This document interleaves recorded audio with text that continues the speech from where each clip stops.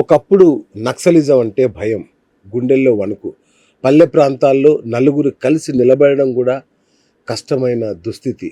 ఎంతోమంది పోలీసులు, రాజకీయ నాయకులు, అమాయక గిరిజన ప్రజలు బలైన ఉదంతాలు ఎన్నో చూసాం మనం. రక్తపాతం అలా మన చరిత్ర పుటల్లో లిఖించబడింది. దానికి కారణం నక్సలిజం. నక్సలిజం ఒకప్పుడు నక్సల్బరీ కేంద్రంగా మొదలై దండకార్యాన్ని ఒక రెడ్ కారిడార్గా మార్చివేసిన ఉదంతం. మరి ఇప్పుడు కేంద్ర ప్రభుత్వం నక్సలైట్ రహిత భారత్ను సృష్టించామని సగర్వంగా ప్రకటించింది. నిజంగా నక్సలైట్లను ఏరివేసిందా? ఇక మరి తదుపరి ఏం జరగబోతోంది, ఏం జరుగుతుంది? ఇలాంటి విషయాల్ని విశ్లేషించడానికి మనతో మరి సుప్రసిద్ధ రచయిత, విశ్లేషకులు డాక్టర్ ఎం ప్రభాకర్ గారు ఉన్నారు. మరి వారిని అడిగి నక్సల్స్ రహిత భారత్ నిజంగానే ఆవిర్భవించిందా తెలుసుకునే ప్రయత్నం చేద్దాం. అన్నగారు నమస్కారం. నమస్కారం. సో అన్నగారు, మనం చూసాం నక్సల్స్ రహిత భారత్ అని ప్రకటించేశారు. బ్రహ్మాండంగా నక్సల్స్ ఇక ఈ దేశంలో లేరు అని చెప్పేశారు. మరి అంటే దేశ అంతర్గత భద్రతకు అతిపెద్ద ముప్పుగా మారిన నక్సలిజం నిజంగానే ఇక అంతరించిపోయిందా? కేంద్ర ప్రభుత్వం పెట్టిన గడువు ముగిసింది, ఇంకా మరి అడవుల్లో ఆ నిప్పు రగులుతూనే ఉందా? కేంద్ర ప్రభుత్వం విధించినటువంటి గడువు మాత్రం ముగిసిపోయింది. కానీ ముఖ్యంగా తెలంగాణ రాష్ట్రంలో ముప్పాళ్ళ లక్ష్మణరావు alias గణపతి, ఆయనతో పాటు ప్రముఖులు ఒక 5 మంది మావోయిస్టులు లొంగిపోలేదు. ఓకే, వాళ్ళంతా అజ్ఞాతంలో ఉన్నారు. రైట్. అయితే నక్సలిజం అంతరించిపోయిందా? సాంకేతిక పరంగా అంతరించిపోయిందా? సిద్ధాంతం రూపురేఖలు మార్చుకుంటూ ఉందా? ఈ ఉద్యమకారులు వేరే వేరే దారుల్లో మనకు మళ్ళీ దర్శనమిస్తారా అనేటువంటిది భవిష్యత్తు నిర్ణయిస్తుంది. ఇప్పుడు దీని గురించి మనం ఏం చెప్పలేము. అయితే వాట్ నెక్స్ట్? పోలీసులు ఇప్పుడు ఏం చేయాలి? నిన్న మొన్న కూడా ఎన్కౌంటర్లు జరిగినాయి. మావోయిస్టు రహిత భారతదేశాన్ని కలగన్నాడు మోడీ, అమిత్ షా గారు. మంచి పెద్ద ప్రయత్నం. ఏంటంటే ఆయుధాలు పట్టడం తప్పు, మారణహోమం సృష్టించడం తప్పు. దీనివల్ల ఇరుపక్షాలకు నష్టం వాటిల్లుతుంది. చాలా దారుణం. మామూలు ప్రజానికం కూడా సఫర్ అవుతుంది. కాబట్టి ఒక మంచి నిర్ణయం తీసుకున్నారు. ఈ నిర్ణయానికి ముందు వాళ్ళు అందరినీ అభ్యర్థించారు, మావోయిస్టులను లొంగిపోమన్నారు. అవును, వాళ్ళనేమి మిమ్మల్ని అరెస్ట్ చేస్తాము, లేకపోతే మిమ్మల్ని హింసిస్తామని ఇంకోటి చెప్పాలి. మీ అందరికీ ఆర్థికపరమైనటువంటి వెసులుబాటు కల్పించేసి పునరావాసాలు మేము ఏర్పాటు చేసేసి మీరు ప్రశాంతంగా, గర్వంగా, గౌరవంగా బ్రతకడానికి కావాల్సిన అన్ని వసతులు ఏర్పాటు చేస్తామని మావోయిస్టులందరినీ అభ్యర్థించి లొంగిపోమన్నారు. అది చాలా గొప్ప విషయం, మంచి పరిణామం. ఓకే. బట్ అయితే ఇంకా లొంగిపోవాల్సిన వాళ్ళు ఉన్నారు, లొంగిపోలేదు, అజ్ఞాతంలోనే ఉన్నారు. ఏం జరుగుతుందో భవిష్యత్తు నిర్ణయిస్తుంది. మరి మీరేమో ఇట్లా అంటున్నారు, అమిత్ షా పెట్టిన గడువు కంటే ముందే మన ఏపీ పోలీస్ బాస్ మా రాష్ట్రం నక్సల్స్ రహిత రాష్ట్రం అని ప్రకటించారు. ఏంటి, నిజంగానే ఏరేశారా లేదంటే పొలిటికల్ మైలేజ్ కోసం అట్లా మాట్లాడారా? ఇక్కడ ఏం జరిగిందంటే చెల్లూరి నారాయణరావు అని సెంట్రల్ జోనల్ కమిటీ కార్యదర్శి, ఆయనతో పాటు ఒక 8 మంది ప్రముఖులు మావోయిస్టులు లొంగిపోయారు. లొంగిపోవడం అనేటువంటిది అది చాలా అతిపెద్ద పరిణామం. అవును. దాంతో ఆంధ్రప్రదేశ్లో మావోయిస్టుల కథ ముగిసింది అని వాళ్ళు ప్రకటించారు. దీనికి ఒక చిన్న ఉదాంతం కూడా ఉంది. ఎందుకంత వాళ్ళు గట్టిగా చెప్పగలిగారు ఆంధ్రప్రదేశ్ పోలీసులు అంటే, అంతకుముందు జరిగినటువంటి ఎన్కౌంటర్స్లో మావోయిస్టు కేంద్ర కమిటీ నేతలు హిడ్మా, గాజర్ల రవి, అవును, అలాగే మెట్టూరి జోగారావు, వారితో పాటు సెంట్రల్ కమిటీ సభ్యులు, సెంట్రల్ జోనల్ కమిటీ సభ్యులు కొంతమంది లొంగిపోయారు, మరణించారు. వాళ్ళు మరణించారు. అంతేకాకుండా ఎదురుకాల్పుల్లో దాదాపు చాలామంది మరణించడం అనేటువంటిది ఇది మావోయిస్టుల చరిత్రలో పెద్ద ఘట్టంగా భావించాలి. కాబట్టి అటు మహారాష్ట్ర, ఛత్తీస్గఢ్, తెలంగాణ ప్రాంతాల్లో ఆల్మోస్ట్ మావోయిస్టుల కథ అంతరించిపోయిందని వాళ్ళు కొంచెం బలంగా చెప్పారు. అవును, రైట్. అంటే సార్, ఇప్పుడు కాశ్మీర్లో జరుగుతున్న టెర్రరిజం కంటే కూడా ఈ రెడ్ టెర్రరిజం ఏదైతే ఉందో మావోయిస్టులు చాలా డేంజర్ అంటారు. Red corridor. ఎస్, అలాంటి ఇంత పెద్ద నక్సలిజాన్ని మోడీ, అమిత్ షా ద్వయం మొత్తంగా సమూలంగా పెకిలించి వేసిందని అనుకోవచ్చు ఒక రకంగా. ఇక్కడ మనము పెకలించి వేసిందని చెప్పకూడదు. ఎందుకంటే ఈ పెకలించడం అంటే మోడీకి అతిపెద్ద విజయం అనలేమా?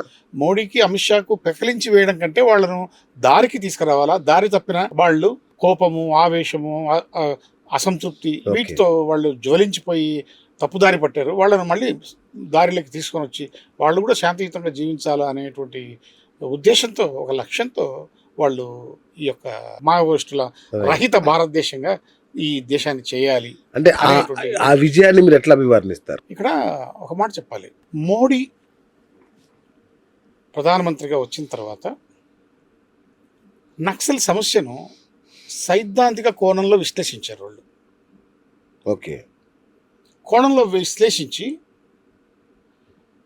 దీనికి మనం ఒక లక్ష్యాన్ని పెట్టుకొని ఆ లక్ష్యం ప్రకారం మనం ఈ మావోయిస్టు రహిత భారతదేశాన్ని ఏర్పాటు చేద్దాం అనేటువంటి ఒక సంకల్పం చేయడం జరిగింది. ఓకే. ఇది గొప్ప విషయమే ఇప్పటి వరకు. రైట్. ఎందుకు గొప్ప విషయం అంటే 2015 సంవత్సరం నాటికి దాదాపు 106 జిల్లాలను నక్సల్స్ ప్రభావితం చేశారు. అదే 2025 వచ్చేసరికి ఏమైంది? 6 జిల్లాలకు పరిమితమైంది నక్సలిజం. అంటే ఎంత తగ్గిపోయింది సీరియస్గా. అవును. సో ఆ లక్ష్యాన్ని వాళ్ళు ఏ విధంగా ముందుకు తీసుకుపోగలిగారు? అర్థం చేసుకున్న వాళ్ళు తప్పనిసరిగా కలిసి వచ్చారు, లొంగిపోయారు. ఇప్పుడు మనం అనుసరిస్తున్నటువంటి ఈ విధానాలు ఇప్పుడు సమాజానికి పనికిరావని స్వచ్ఛందంగా వాళ్ళే వచ్చి లొంగిపోవడం జరిగింది. Right sir. ఇంకొకటి, యూపీఏ హయాంలో ఆపరేషన్ గ్రీన్ హంట్ అని చేశారు. ఇప్పుడు ఎన్డీఏ హయాంలోనూ ఈ ఆపరేషన్ కాగార్ అని చేశారు. ఏంటి రెండింటికి తేడా? అంటే వ్యూహాల్లో తేడానా? వ్యూహం తేడా ఏం లేదు. ఈ పార్టీ యొక్క ఆలోచన సరళి. ఆ రోజుల్లో కాంగ్రెస్ హోంమంత్రి, కేంద్ర హోంమంత్రి చిదంబరం గారు ఉన్నప్పుడు ఆపరేషన్ గ్రీన్ హంట్ అని పెట్టారు. కానీ ఆ సమయంలో ఏం జరిగిందంటే కొన్ని ఎన్కౌంటర్లలో ముఖ్యమైనటువంటి కేంద్ర కమిటీ సభ్యులు మరణించారు. కిషన్జీ, చెరుకూరి ఆయన, వీళ్ళంతా మరణించడం జరిగింది. కొంచెం మావోయిస్టులు ధైర్యం సడలిపోయింది. ఆ సమయంలో ఏం చేశారంటే ఎందుకు మావోయిస్టులతో చర్చలు కూడా చేద్దాంలే అనుకున్నారు. అనుకుని ఢిల్లీ కేంద్రంగా సామ్రాట్ హోటల్లో ఒకవైపు వరవర్రావు, తర్వాత ఈయన కేంద్ర మంత్రిగా జయరాం రమేష్, వీళ్ళిద్దరు, వీరితో పాటు విజయ్ కుమారు, వినీల్ అనేటువంటి ఐఏఎస్ ఆఫీసర్లు కూడా పాల్గొనడం జరిగింది. పాల్గొని చర్చలను కొనసాగించారు. కానీ ఆ చర్చలు ఫలప్రదం కాల, విఫలమైన. తర్వాత ఏమైపోయింది? ఈ యూపీఏ గవర్నమెంట్ ఎన్నికల్లో ఓడిపోయింది. ఎన్డీఏ ప్రభుత్వం వచ్చింది, మోడీ ప్రధానమంత్రి రావడం జరిగింది. అప్పుడు వీళ్ళు నక్సలిజాన్ని ఒక సామాజిక కోణంలో, సైద్ధాంతిక కోణంలో విశ్లేషించుకొని ఒక పేరు పెట్టారు దీనికి, ఆపరేషన్ కగార్. ఇది పెట్టి తద్వారా ఒక లక్ష్యాన్ని, ఒక డేట్ నిర్ణయించి ఈ లోపల మనం ఈ కార్యక్రమాన్ని పూర్తి చేయాలా అని చెప్పేసి కార్యక్రమం పెట్టారు. సో ఆ విధంగా కాంగ్రెస్ వాళ్ళు పేరు పెట్టుకున్నారు ఆపరేషన్ గ్రీన్ హంట్ అని. వచ్చినటువంటి బీజేపీ పార్టీ, అధికారంలోకి వచ్చినటువంటి బీజేపీ పార్టీ ఆపరేషన్ కగార్ అని పేరు పెట్టారు. అసలు ఏంటి సార్ కగార్ అంటే ఏంటి? దానికి ఇంత పెద్ద, అంటే నక్సల్స్ ఆ కగారు పేరు వింటేనే వణికిపోతున్నారు, పరిగెత్తుకుని వచ్చి లొంగిపోతున్నారు. మొత్తం ఒక దండకారణమే ఖాళీ అయిపోయిన పరిస్థితి. ఏంటంటే గ్రౌండ్ ఇంటెలిజెన్స్ ప్రభావమా ఏంటి అసలు ఇది? కగార్ అంటే మామూలుగా డిక్షనరీ మీనింగ్ ఏముందంటే అంచు, చివరంచు. ఓకే. అంటే చివరంచు దాకా మావోయిజాన్ని మేము తుడిచిపెట్టేస్తాము అనేటువంటి ఉద్దేశంతో వాళ్ళు కగార్ అనేటువంటి ఆపరేషన్ పెట్టడం జరిగింది. అయితే ఈ కగార్ ఆపరేషన్లో ఏం జరిగిందంటే దాదాపు 1,00,000 మంది భద్రతా దళాలు పాల్గొన్నాయి. 1,00,000 మంది. ఒక దిక్కు కోబ్రా, ఒక దిక్కు సిఆర్పిఎఫ్, ఒకవైపు డిఆర్జీ, ఎస్టిఎఫ్, తర్వాత అంతర్రాష్ట్ర భద్రతా దళాలు, పారామిలిటరీ దళాలు, వీళ్ళంతా పాల్గొన్నారు. సో వాళ్ళ సమన్వయంతో ఇప్పటికీ దీన్ని సాధించగలిగారు. గొప్ప పరిణామం చాలా. సో ఇంకోటి, ఈ ఆపరేషన్ బ్లాక్ ఫారెస్ట్ అనేది కూడా ఒక పేరు వినబడుతుంది. ఇదేంటి సార్? ఇది దేనికోసం? ఇది ఒక తమాషా కథ. ఇది ఈ ఆపరేషన్ బ్లాక్ ఫారెస్ట్ అనేటువంటిది తెలంగాణ ఛత్తీస్గఢ్ సరిహద్దుల్లో జరిగింది. ఈ కర్రెగుట్టలు అని ఒక ప్రదేశం ఉంది. ఆ కర్రెగుట్టలు అనేటువంటి ప్రదేశం పైన, ఆ కొండ పైన దాదాపు 50 కిలోమీటర్ల వెడల్పు, 37 కిలోమీటర్ల పొడవు, చదునుగా ఉంటుంది. ఓకే. అక్కడ మావోయిస్టులు వారి యొక్క శాశ్వత శిబిరాన్ని ఏర్పాటు చేసుకున్నారు, కంచు కోటలాగా తయారు చేసుకున్నారు. దీన్ని పసిగట్టారు కేంద్ర భద్రతా దళాలు. ఓకే. పసిగట్టి వన్ ఫైన్ డే వాళ్ళు ఒక ఆపరేషన్, ఇది ఆపరేషన్ బ్లాక్ ఫారెస్ట్, దీన్ని స్టార్ట్ చేశారు. ఆశ్చర్యపోతామండి, 45 డిగ్రీల ఉష్ణోగ్రత ఆ ప్రాంతంలో ఉంటుంది. ఇక్కడ భద్రతా దళాలు ఎవరైతే పాల్గొన్నారో ఆ భద్రతా దళాలకు ఒక్కొక్కడికి కేవలం 300 మిల్లీగ్రాములు మాత్రమే వాటర్ ఉంటుంది ఆయన దగ్గర. దాన్నే తాగి ఆ రోజు ఉగ్గపట్టుకోవాలి. ఎందుకలా? అంత మోయడానికి లేదు. ఓకే. ఆ విధంగా 21 రోజుల పాటు ఆపరేషన్ జరిగింది.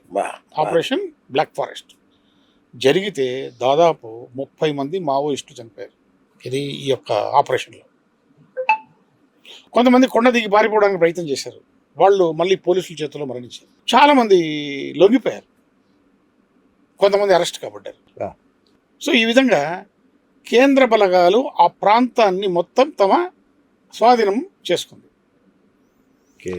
కేంద్రం ఎప్పుడైతే ఆ ప్రాంతాన్ని స్వాధీనం చేసుకుందో, అటు మహారాష్ట్ర, ఇటు తెలంగాణ, అటు ఛత్తీస్గఢ్ 3 ప్రాంతాలు మావోయిస్టు రహిత ప్రాంతాలుగా మారిపోయాయి.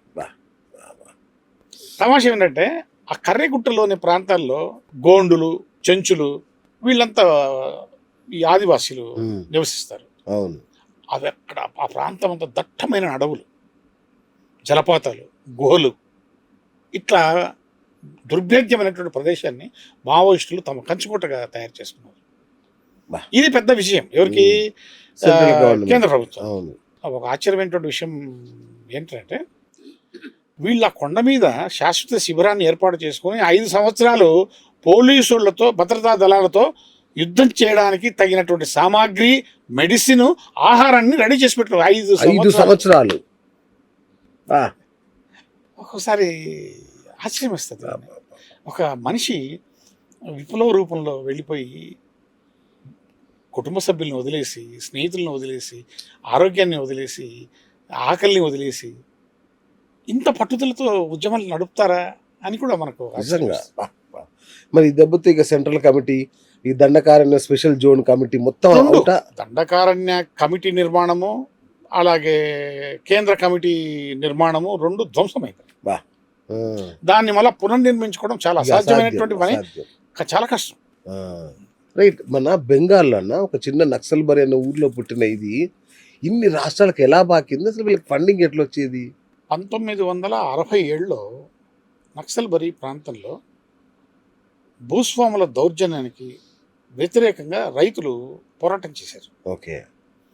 ఆ పోరాటము మొత్తం భారతదేశాన్ని ప్రభావితం చేసింది. ఆ సందర్భంగా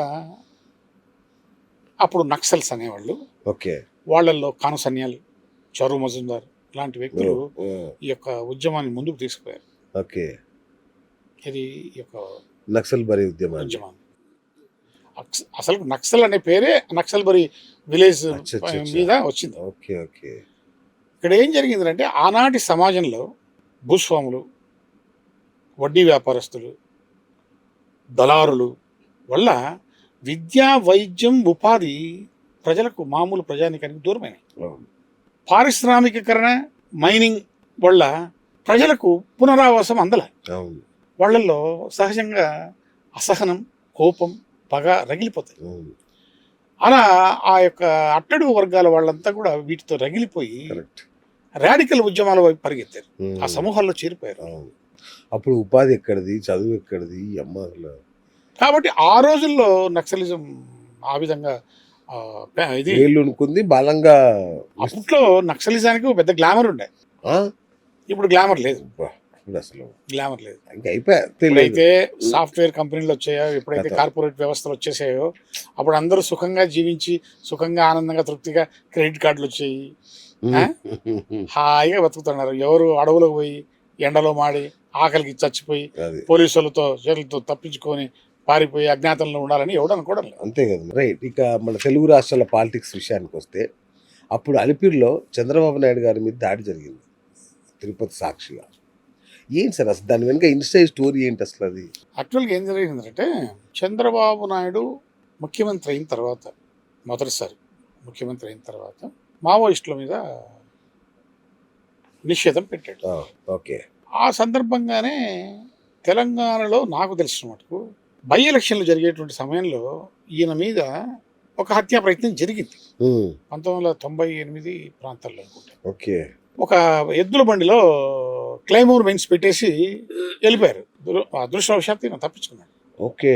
కానీ భద్రతా వలయంలో లొసుగులను వీళ్ళు పసిగట్టలేకపోయారు. ఎవరు? భద్రతా దళాలు, అచ్చా. ఓకే. పోలీస్ వ్యవస్థ కానీ ఇంకోటి కానీ ఒరే ఇలా జరిగింది కదా, మళ్ళీ ఇలాంటివి జరగచ్చు కాబట్టి మనం ఎలాంటి చర్యలు తీసుకోవాలన్నటువంటి విషయంలో కొంత నిర్లక్ష్యం చేసుకున్నారో లేకపోతే ఇక జరగకపోవచ్చులే అనుకున్నారో తెలియదు. మనం వాళ్ళు కూడా పోలీసు వాళ్ళు అంటే వాళ్ళు కూడా కష్టపడి పనిచేసేవాళ్ళు కదా, వాళ్ళంత ఈజీగా కాలక్షేపం చేసే మనుషులు ఏం కాదు. కదా. వాళ్ళు కమిటెడ్ ఆఫీసర్స్. సో మొత్తానికి జరిగింది. దాని తర్వాత 2003 అక్టోబర్ 1వ తేదీ తిరుమలలో బ్రహ్మోత్సవాలు జరుగుతున్నాయి. వెంకటేశ్వర స్వామి వారికి పట్టుబట్టలు సమర్పించాలి. దానికి కారులో తిరుపతి నుంచి బయలుదేరి తిరుమలకు వెళ్ళాలి. ఆ కారులో ఆల్రెడీ సీఎం గారు, బొజ్జల గోపాలకృష్ణ గారు, చదలవాడ కృష్ణమూర్తి గారు ఉన్నారు. అయితే సిఎస్ఓ ఉమాపతిని ఒక చీఫ్ సెక్యూరిటీ ఆఫీసర్ కూర్చోవలసినటువంటి ప్లేస్లో రెడ్డివారి రాజశేఖర రెడ్డి గారు ఎక్కి కూర్చున్నారు. అప్పుడు ఆయన పుత్తూరు ఎమ్మెల్యే. ఓకే. ఆయన ఎక్కి కూర్చున్నారు. కరెక్ట్గా కారు అప్పుడు ఏంటి, ఆయనకు బుల్లెట్ ప్రూఫ్ కారు, అదే కదా, జెడ్ ప్లస్ కేటగిరీ. అలాంటిది ఆయన 4 గంటల 12 నిమిషాలకు అలా అలిపిరి టోల్ గేటు దాటాడు. సడన్ గా బ్లాస్ట్ జరిగింది. ఆంధ్ర రాష్ట్రం అంతా అల్లోకల్లోలం అయిపోయింది. షాక్ అయిపోయింది. మరి ఏంటి అసలు? కాదే, తమాషా ఏం జరిగిందంటే 17 క్లైమోర్ మైన్స్ పెడితే 9 పేలినాయి. 9 పేలితే అదృష్టవశాత్తు ఎవ్వరికి ఏమి కాలే కాదు, తీవ్రమైనటువంటి గాయాలతో మాత్రం బయటపడలేరు. ప్రాణహాని మాత్రం జరగలేదు. అది చాలా గొప్ప విషయం. ఈ సందర్భంగా ఏం జరిగిందంటే ఈ కేసు దాదాపు 11 సంవత్సరాలు జరిగింది. ఒక ముగ్గురిని దోషులుగా తేల్చారు. వాళ్లకు 4 సంవత్సరాలు ఏమో శిక్ష పడింది. ఓకే. అయితే ఈ బ్లాంబాస్ట్ తర్వాత ఎంక్వైరీ ఆఫీసర్గా డిటి నాయక్ నేతృత్వంలో ఒక బృందాన్ని ఏర్పాటు చేశారు. తర్వాత ఈ భద్రతా లోపాలను అధ్యయనం చేయడం కోసం ఉత్తరప్రదేశ్ మాజీ director general of police Prakash Singh గారిని ఎంక్వైరీ ఆఫీసర్గా, ఆయన కూడా విచారణ కమిషన్ వేశారు. సో ఇదంతా జరిగింది. ఇదంతా ఎందుకు జరిగింది అంటే చంద్రబాబు నాయుడు రెండోసారి ముఖ్యమంత్రి అయిన తర్వాత నక్సల్స్కు వ్యతిరేకంగా గ్రే హౌండ్స్ అనేటువంటి వ్యవస్థను పెట్టాడు. ఓకే. ఓకే. ఇది కారణం అని చెప్తారు ఎవరు, మన జర్నలిస్ట్ మిత్రులు, చరిత్రకారులు, వీళ్ళంతా కూడా ఇది కారణము. మొదటేమో ఆయన వాళ్ళ మీద నిషేధం పెట్టాడు, దాని తర్వాత ఆయన వీళ్ళకి వ్యతిరేకంగా గ్రే హౌండ్స్ పెట్టాడు. సో ఆ విధమైనటువంటి వైరం వల్ల వాళ్ళు ఈయనను టార్గెట్ చేశారు అని చెప్పి. ఏదేమైనా సురక్షితంగా ఆయన బయటపడ్డాడు. ఆంధ్రదేశం ఊపిరి పీల్చుకుంది. కాదు సార్, అంత ఇంటెలిజెన్స్ సార్ నక్సల్స్కి అప్పట్లో. అంటే ఆ క్షణానికి ఎక్కడ పోతున్నా అనేది కూడా వాళ్ళకి అంత పెద్ద చీఫ్ మినిస్టర్ సంబంధించిన పర్యటన వివరాలు క్షణక్షణం అందించేంత నెట్వర్క్ ఉండేది సార్ వాళ్ళకి. ఇప్పుడు ప్రతి వ్యవస్థలో ఇప్పుడు పోలీసులకు మావోయిస్టులో కోవర్ట్లు ఉంటారు. అచ్చా. ఓకే. పోలీసుల్లో మావోయిస్టులకు కావాల్సిన కోవర్ట్లు ఉంటారు. రైట్. ఇది సహజం.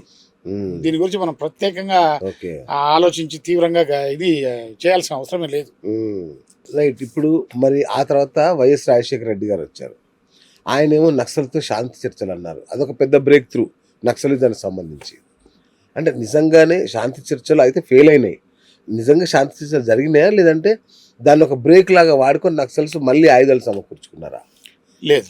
ఇక్కడ ఏం జరిగిందంటే ఒక చిన్న ఇంటర్లింక్ ఉంది. చంద్రబాబు నాయుడు గారి మీద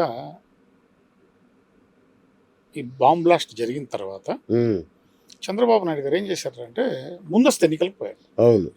ఎన్నికలు జరిగాయి. ఆ ఎన్నికల్లో టీడీపీ ఓడిపోవడం, వైఎస్ కాంగ్రెస్ గెలవడం, అవును. వైఎస్ ముఖ్యమంత్రి కావడం జరిగింది. మొన్న మనం ఇప్పుడు ఇంతకుముందు మాట్లాడుకున్నాం కదా ఒక విషయం, గ్రేహౌండ్స్ అనేటువంటి అవును. వ్యవస్థను పెట్టడం, తర్వాత మావోయిస్టుల మీద నిషేధం పెట్టడం అనేటువంటి దానివల్లనే ఆయన మీద అటాక్ జరిగింది. అవును.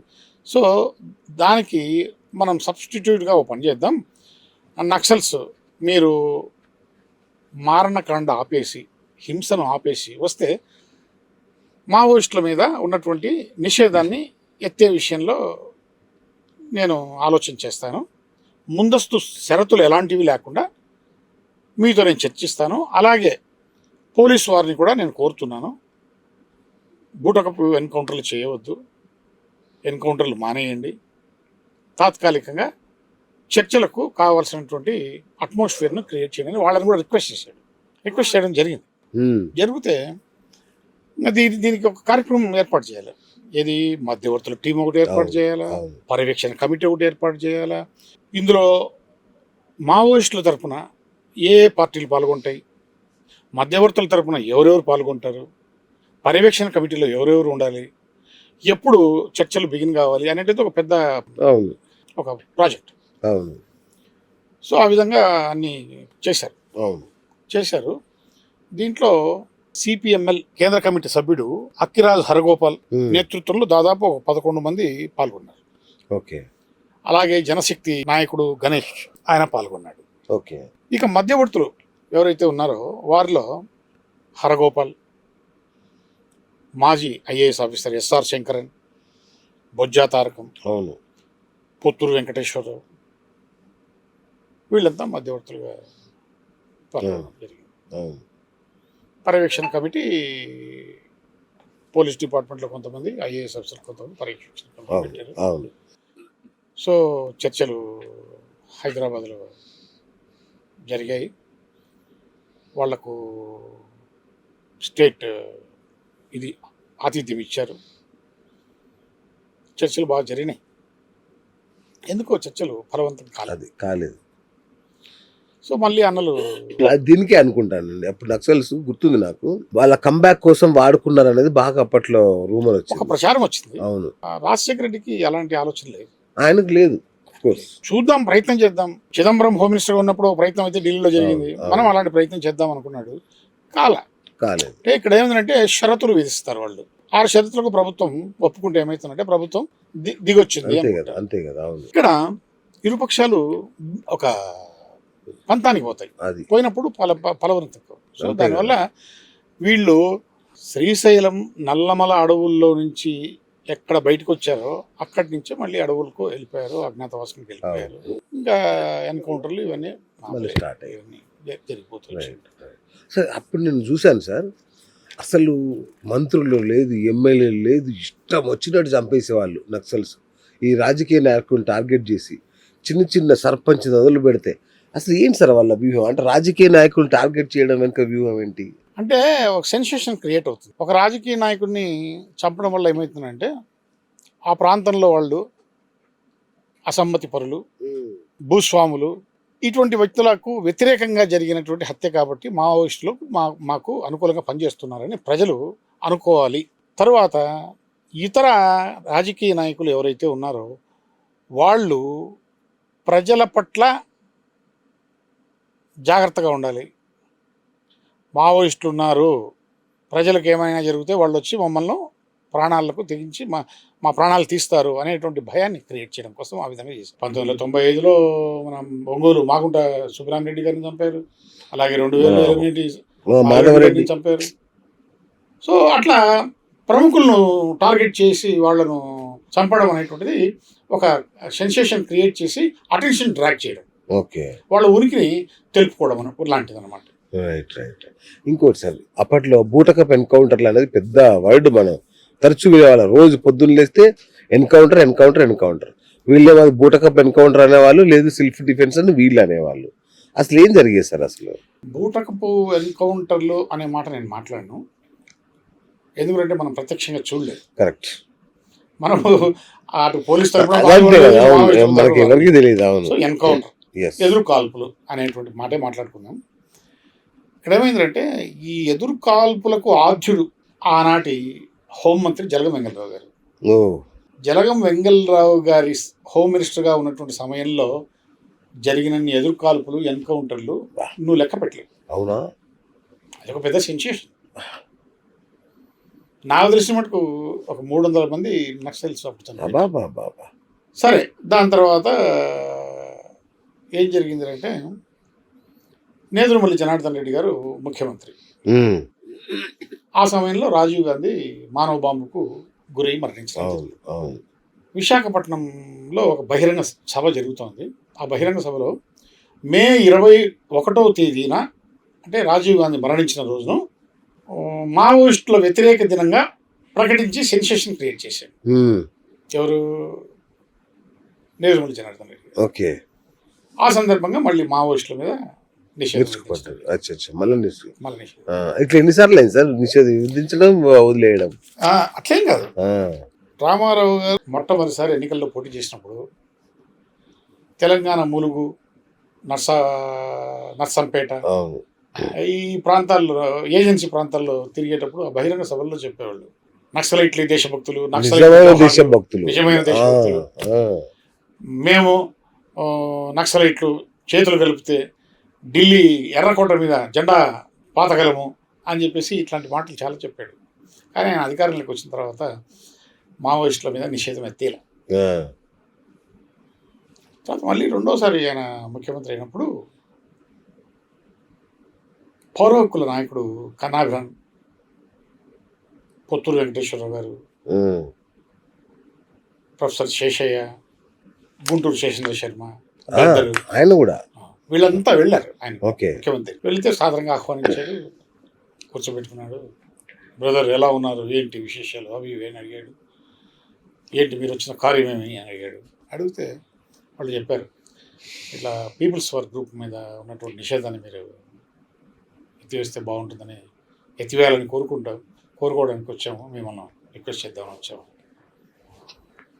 దానికైనా మీరంతా నాతో సమాన స్థాయిలో ఉన్నటువంటి వ్యక్తులే, గద్దర్ నాలాంటి కళాకారుడే, గుంటూరు శేషేంద్ర శర్మ నా క్లాస్మేట్, మీరంతా వచ్చి అడిగిన తర్వాత చేయననే మాట చెప్పను అని పీపుల్స్ వార్ గ్రూప్ మీద తాత్కాలికంగా నిషేధం ఎత్తివేస్తున్నానని పూర్తిగా ఎత్తిరా, తాత్కాలికంగా ఎత్తివేస్తా. సో అట్లా ఎత్తేయడము పెట్టడము అట్లా. తర్వాత మళ్ళీ చంద్రబాబు నాయుడు కొనసాగించాడు, దాని తర్వాత మళ్ళీ రాజశేఖర రెడ్డి కొనసాగించారు, వచ్చిన వాళ్ళంతా కొనసాగించడమే. అయితే కేంద్ర ప్రభుత్వం మోడీ అధికారంలోకి వచ్చిన తర్వాత మావోయిస్టు రహిత భారతదేశాన్ని ఈ ఆధునిక ప్రపంచంలో ఇప్పుడున్నటువంటి తరానికి చూపించాలని ఒక అద్భుతమైనటువంటి కళ కన్నారు. అద్భుతం అసలు అది. భవిష్యత్తులో గొప్ప విజయంలాగా చూస్తారేమో. ఇప్పుడు ఈ సమాజానికి ఆ సిద్ధాంతాలు పనికిరావండి. నవ్వుతారు జనం, అది ఇంట్రా బాబు అని. అంటే ఇది ఒక సర్జికల్ స్ట్రైక్ లాగా గుర్తుంచుకుంటేమో భవిష్యత్ తరాలు. ఇది ఒక రికార్డే కదా, ఎంత పెద్ద రికార్డ్ మోడీ యొక్క ఆయన చరిత్రలో. ఇది ఒక మైల్ రాయి. అవును, రైట్. ఇక ఆ తర్వాత బాగా అతిపెద్ద రక్తపాతానికి దారితీసిన మరొక ప్లాన్ గవర్నమెంట్ సల్వాజూడం, అంటే గిరిజనుల చేతికి ఆయుధాలు ఇచ్చేసి ఒక అతిపెద్ద రక్తపాతానికి కారణమైంది కూడా. సో ఈ సల్వాజూడం ఎట్లా జరిగింది అసలు? ఇది యాక్చువల్గా ఛత్తీస్గఢ్లో 2005లో ఈ యొక్క ఉద్యమం జరిగింది. అక్కడ అప్పుడు మావోయిస్టు తెగబడే రోజులు. ఓకే. వాళ్ళను కట్టడి చేయలేక ప్రభుత్వము మామూలు ప్రజానికానికి ఆయుధ శిక్షణ ఇచ్చి ఆయుధాలు అందజేసి మావోయిస్టులకు వ్యతిరేకంగా పోరాడమని చెప్పి సల్వాజుడుం అనేటువంటి ఒక ఉద్యమాన్ని తీసుకొచ్చారు. ఓకే. ఎవరు? మామూలు ప్రజానికల్లో ప్రభుత్వం అండదండ. ప్రజానికన్నా గిరిజనులు అనుకోండి, గిరిజనులు, ఆదివాసులు. వాళ్ళంతా మహేంద్ర కర్మ అని అప్పుడు కాంగ్రెస్ నేత ఉన్నాడు, మహేంద్ర కర్మ. ఆయనను కూడా నక్సల్ చంపేశారు. తర్వాత ఆయన నాయకత్వంలో ఈ యొక్క సల్వాజుడుం ఉద్యమం జరిగింది. ఓకే. అయితే ఏమైందంటే ఈ సల్వాజుడుం ఉద్యమము చట్ట వ్యతిరేకము, రాజ్యాంగ వ్యతిరేక పోరాటము, అంతే కదా. ప్రజలు ఆయుధాలు పట్టుకోవడం ఏంటి అని చెప్పేసి అప్పట్లో జస్టిస్ సుదర్శన్ రెడ్డి గారని సుప్రీంకోర్టు ధర్మాసనంలో ఒక సభ్యుడు, ఆయన తీర్పు వెలువరించారు. అది పెద్ద సంచలన తీర్పు అది. ఏంటంటే తీర్పు ప్రభుత్వాన్ని ఆదేశించారు, ఛత్తీస్గఢ్ ప్రభుత్వాన్ని ఆదేశించారు. ఏమని అంటే ప్రజల దగ్గర ఉన్నటువంటి ఆయుధాలను వెనక్కి తీసుకోండి, ఉద్యమాన్ని ఆపండి తక్షణమే అని చెప్పేసి సుప్రీంకోర్టు ఆదేశాలు ఇస్తూనే వాళ్ళే ప్రభుత్వం ఏం చేస్తుందంటే భయపడిపోయి ఆ యొక్క ఆయుధాలన్నీ కూడా వెనక్కి తీసేసుకున్నారు. ఎప్పుడైతే ఆయుధాలు ప్రభుత్వం వెనక్కి తీసుకుంది, ఇప్పుడు ప్రజల దగ్గర ఆయుధాలు లేవనేటువంటి విషయం తెలుస్తూనే ఇమ్మీడియట్గా మావోయిస్టులు దొరికినట్టు వేటాడి చంపేశారు. అప్పటి సల్వాజూడం చేసిన వాళ్ళందరూ చంపేశారు. చాలా మంది పారిపోయారు, పరిగెత్తు చచ్చిపోయారు. కొంతమంది బావుల్లో దూకారు, కొంతమంది ఆత్మహత్య చేసుకున్నారు భయపడిపోయి. ఎందుకంటే ఆయుధాల్లో వెళ్ళేదా, అంతే కదా. ప్రభుత్వం ఏం చేస్తుంది, ఎంతమంది పోలీసులను వీళ్ళకి కాపలా పెట్టి, అసలు అసాధ్యం అది.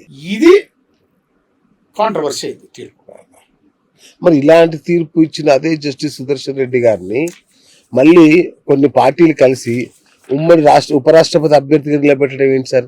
ఇదే రాజకీయ క్రీడ, నాకు అర్థం కాల. అంటే ఇది కాంగ్రెస్ పార్టీ చేసిన ఒక రాజకీయ క్రీడ.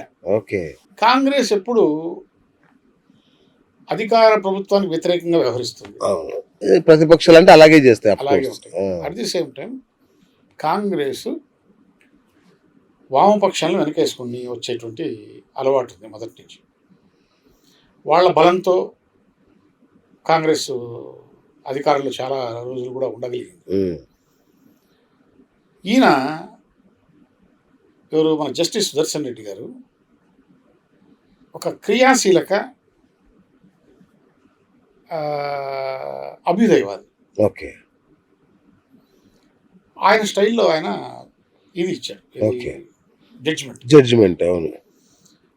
సో దీనివల్ల వామపక్షాలు మనకు సహాయపడతాయి ఇతని ఎన్నికల్లో అని చెప్పేసినటువంటి ఉద్దేశంతో ఆయన్ను రాష్ట్రపతిగా నిలబెట్టడం జరిగింది. ఓకే.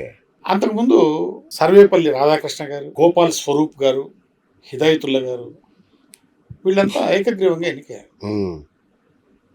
బట్ ఇక్కడ పోటీ జరిగింది. అవును. ఇక్కడ పోటీ జరిగింది. ఆ పోటీలో సుదర్శన్ రెడ్డి గారు ఓడిపోతారని తెలిసే పెట్టారు. ఆయన నిలబడడం వల్ల సల్వాజుడం మళ్ళీ తెర మీదకి వచ్చింది. సల్వాజుడం తీర్పు మళ్ళీ తెర మీదకి వచ్చింది. ఇలాంటి తీర్పులు ఎలా ఇస్తారు, ప్రజలకు వ్యతిరేకంగా తీర్పు ఇచ్చాడు, ఇటువంటి వ్యక్తిని మీరు కలిపి ఇట్లా దీన్ని రకరకాల చర్చలు కాంట్రవర్సీ చేశారు. రైట్. ఇంతకుముందు మనం మాట్లాడుకున్నాం, చెల్లూరి నారాయణరావు గారు కేంద్ర కమిటీ సభ్యుడు లొంగిపోయాడు. అంటే ఒక టాప్ మోస్ట్ లీడర్ లొంగిపోయినప్పుడు ఆయన ప్రెస్తో మాట్లాడిన మాటలు చాలా అదిగా ఉండే. ఆయన చెప్పిన కంటెంట్ ఏంటి సార్ అసలు? యాక్చువల్గా చెల్లూరి నారాయణరావు గారు సెంట్రల్ జోనల్ కమిటీ కార్యదర్శి, ఒక ఉన్నతమైన స్థాయిలో ఉన్నటువంటి టాప్ మోస్ట్ క్యాడర్ కదా. అవును. మళ్ళీ ఆయనలో మార్పు ఆయన తెచ్చుకున్నాడా, వచ్చిందా అనేటువంటిది మనకు తెలియదు. ఆయనైతే ప్రెస్ ముందర, నేను ఆ ప్రెస్ మీట్లో ఆయన మాట్లాడింది విన్నా. ఆయన ఏం చెప్పాడంటే, ఈనాటి సమాజానికి మావోయిస్టు సిద్ధాంతాలు పనికిరావు, ప్రస్తుతానికి ప్రభుత్వాలు ఇస్తున్నటువంటి అన్ని ఉచితాలు, అన్ని పథకాలు మారుమూల ఉన్నటువంటి ఆదివాసులకు, గిరిజనులకు కూడా చేరుతున్నాయి. అంతేకాకుండా మావోయిస్టు పార్టీలో కొత్తగా రిక్రూట్మెంట్లు, సిద్ధాంతాన్ని గౌరవించే వాళ్ళు ఎవరు లేరు. చాలామంది అనారోగ్యంతో లొంగిపోవడం ఇట్లా జరుగుతుంది. దీనికి తోడు కేంద్ర ప్రభుత్వం సాయుధ దళాలు ఒక డేట్ నిర్ణయించి 2026 మార్చి 31 కల్లా మీరంతా లొంగిపోవాలి, లేకపోతే మీకు మాకు యుద్ధం తప్పదు, లొంగిపోతే మీకు అన్ని రకాల పునరావాసం మేము ఏర్పాటు చేస్తామని చెప్పేసి. సో ఇన్ని కారణాల వల్ల ఇక ఏం చేయగలుగుతాము, ఏమి చేయలేము అని మాకు అర్థమైపోయింది. పార్టీ సిద్ధాంతాలు దెబ్బతిన్నాయి, పార్టీ బలహీన పడిపోయింది, పార్టీ యొక్క కమిటీ నిర్మాణాలు నాశనం అయిపోయినాయి, ఏం చేయలేము. అందుకనే ఈ మారిన సమాజంతో పాటు, మారుతున్నటువంటి సిద్ధాంతాలతో పాటు మేము కూడా మారిపోయి కుటుంబ సభ్యులతో ప్రశాంతమైనటువంటి జీవితాన్ని, సమాజంలో అందరితో పాటు నేను కూడా సమానంగా బ్రతకాలని లొంగిపోయాను, ఇంతకు మించి వేరే చెప్పడానికి ఏమి లేదు అని చెప్పడం జరిగింది. సూపర్. సో నిజంగా అంటే చరిత్రను కళ్ళకు కట్టారు అన్నగారు. అంటే ఇక ఒక ముగిసిన అధ్యాయం నిజంగా. నక్సలిజం గురించి మనం మాట్లాడుకున్నదే బహుశా దీనికి సంబంధించిన చిట్ట చివరి అధ్యాయంగా చెప్పుకోవచ్చు. మనది కూడా కగారే ఒక రకంగా. వండర్ఫుల్ అన్న. అంటే ప్రజలకు కూడా తెలుసుకోవాలి. అంటే నక్సల్ బరి ఎక్కడో ఇది ఒక బెంగాల్. అవలోకనం. ఎగ్జాక్ట్లీ. ఎట్లా జరిగింది పరిణామం కరెక్ట్. నిజంగా ఇది అంటే చదువుకున్న పిల్లల దగ్గర నుంచి అందరికీ ఉపయోగపడే ఇంటర్వ్యూ ఇది నిజంగా. అంటే ఒక ఎక్కడో నక్సల్ బరిలో పుట్టిన ఒక చిన్న రైతాంగ పోరాటం చివరికి ఎక్కడ ఎలా మలుపు తిరిగి ఎన్ని రాష్ట్రాలు చివరికి ఎలా ఆగిపోయింది. అంటే తుపాకీకి తుపాకీ సమాధానం కాదు అనే విధానంతో. చిన్న మాట చెప్తా. ఈ నక్సల్స్ కు పోలీసులకు మధ్య జరిగినటువంటి ఈ పోరాటంలో దాదాపు 5,000 మంది భద్రతా బలగాలు మరణించి 20,000 మంది ప్రజలు మరణించారు. సాధారణ ప్రజలు మరణించారు. సంబంధం లేని ప్రజలు. నక్సల్స్ ఎంతమంది మరణించారు లెక్కకు లేదు. వాళ్ళు లెక్క వేసే వాళ్ళు ఎవరు? అది వాళ్ళంతా సమాచారం అంతా అడవుల్లో. అవును. ఒకవేళ ఉంటే కానీ కమిటీ వాళ్ళకి తెలుస్తాయి.